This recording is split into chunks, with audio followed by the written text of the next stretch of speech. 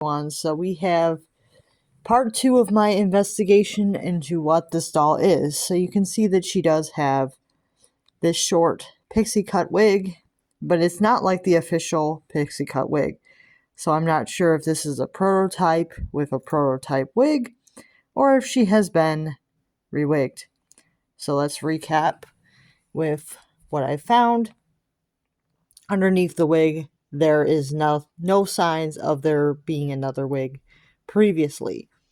There's no signs of that.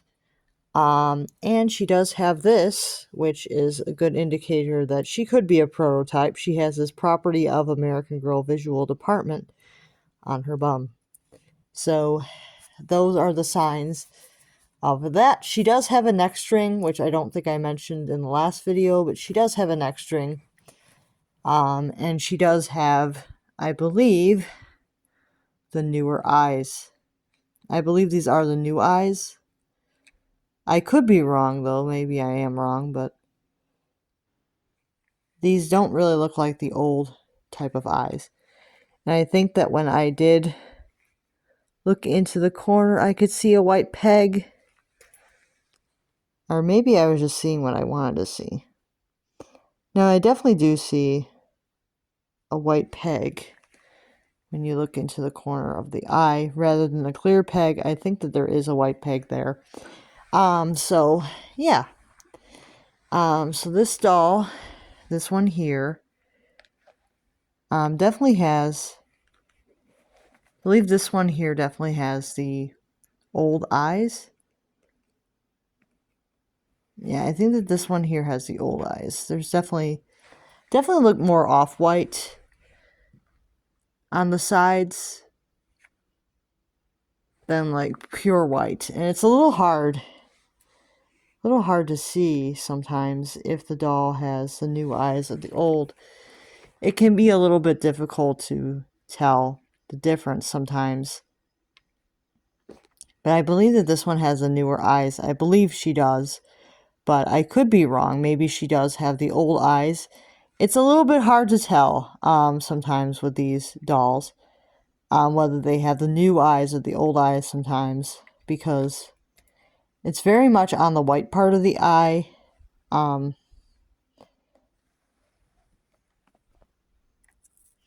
Very hard to tell without actually touching the eyes, but I don't really want to touch the eyes.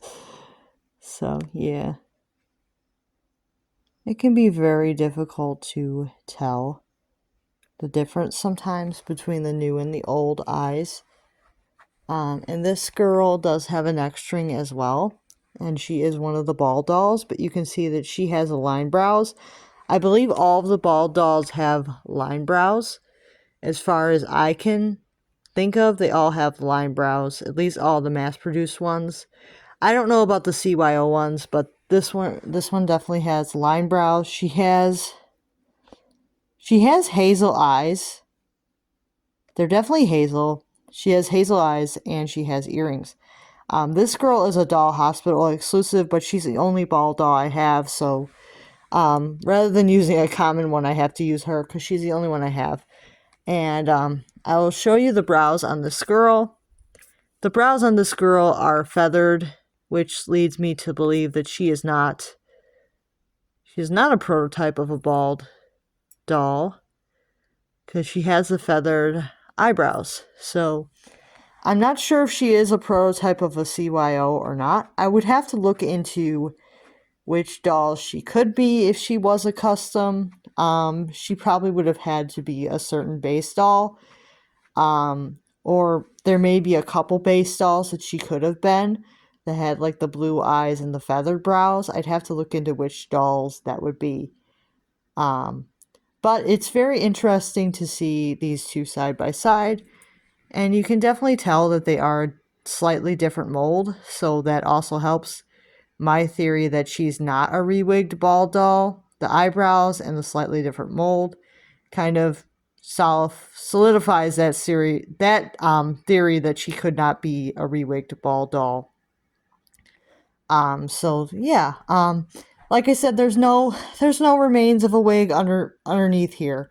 Somebody could have been like really good at their job or really good at customizing, I should say. And maybe they were able to get the wig off without any remains. And then they re-wigged the doll. But it seems like a lot of work for somebody to do it that way. It seems like a lot of work to customize a visual doll, and it does hurt the value. So I don't really know if that is what happened or not.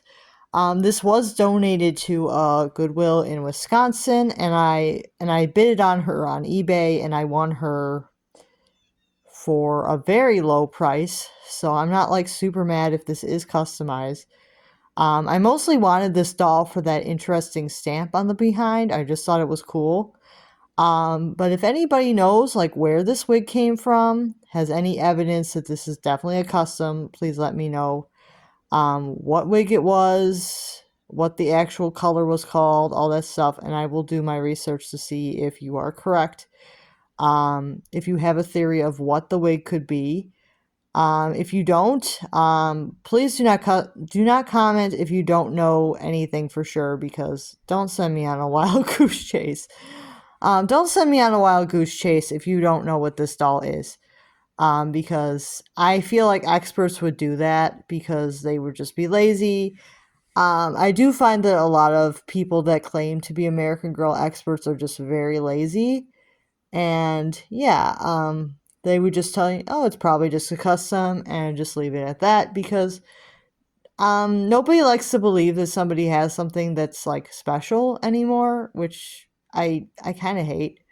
That Nowadays a lot of collectors are jealous of each other, and they'll tell you that you don't have something special just in case you decide to sell it, and then they can scoop it off of you. So yeah, people can be very bad, especially experts that want things. They'll be very bad and very vague about what you have, because they will try to like take it from you for like change. So I don't trust some people because I know that they're like that. So I'm very hesitant to ask experts unless I know that they have no interest in purchasing the item, because people can be very bad about that stuff. And I'm never going to sell this doll probably because I really like the visual marking that she has, and I really like her. So I'm probably never going to part with her, whether she's customized or not. So there is no incentive to lie to me. So whoever wants to lie to me, there's no incentive for that, because I'm not parting with the doll. So there's no incentive to lie to me